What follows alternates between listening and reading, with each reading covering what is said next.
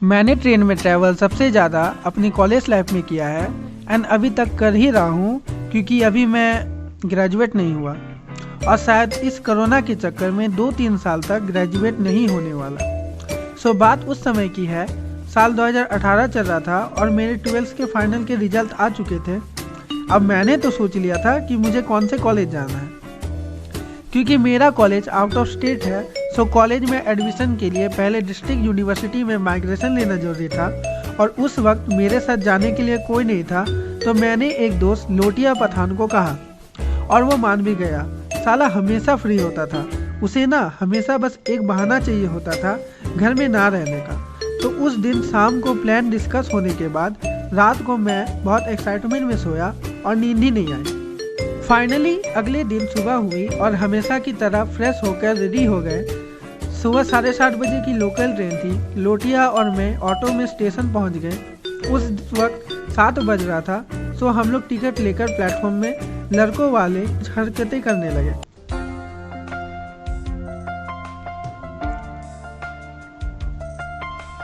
तो यही करते करते ट्रेन आ गई और हम दोनों दरवाजे के पास खड़े हो गए।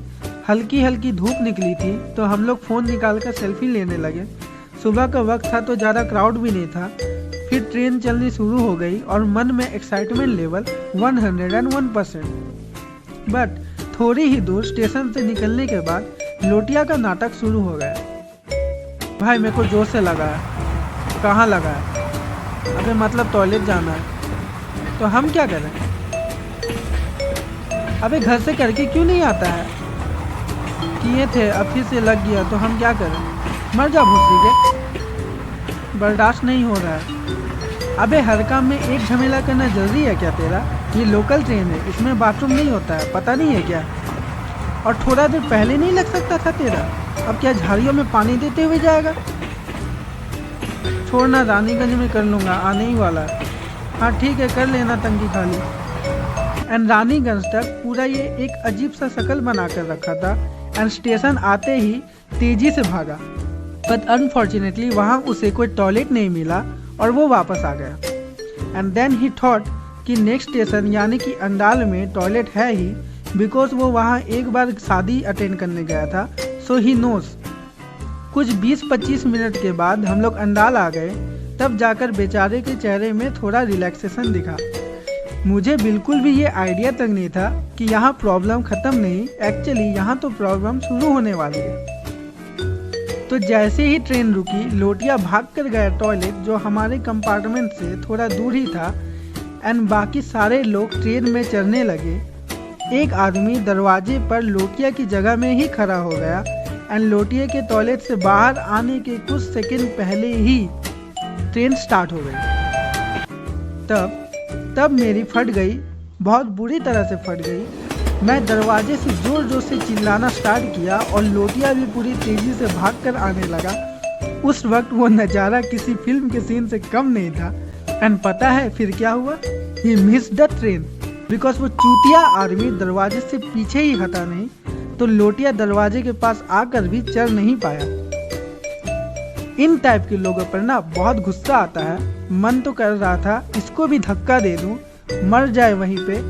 ऊपर से मेरे दिमाग में ये चल रहा था कि एक तो ये पहले से इतना टेंशन माइग्रेशन ऑफिस कभी देखे नहीं है, ऊपर से इसका ट्रेन छूट गया और सबसे इम्पोर्टेंट चीज़, हम दोनों का टिकट लोटिया के पास ही था बट लोटिया ही ट्रेन में नहीं है अब। और बर्दवान में टिकट कलेक्टर और बेगर बहुत खतरनाक होते हैं। अगर तुम गलती से भी पकड़े गए ना तो तुमको कोई बचा नहीं सकता। और ये बीसी मुझे फालतू का इंस्ट्रक्शन दे रहा था कि गलत भागा, उतरना नहीं चाहिए था, भीड़ बहुत था, फलाना ढिमकाना। और मेरे मन में दोनों के लिए अनलिमिटेड गालियाँ आ रही थी। लोटिया के लिए तो एक्स्ट्रा, क्योंकि सिर्फ उसको पता था कि वहाँ 1 मिनट के लिए रुकती है। स्टिल वो गया।